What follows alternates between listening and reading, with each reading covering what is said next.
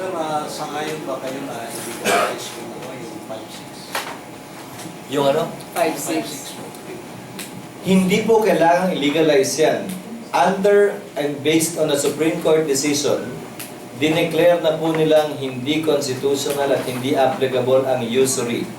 Sa ilalim din ng isang central bank circular, hindi na po batas at hindi na po pwedeng kasuhan ng sinuman dahil siya'y usurero o naniningil ng interest na 5-6. Ang solusyon ko po, hindi sa ipagbawal yan.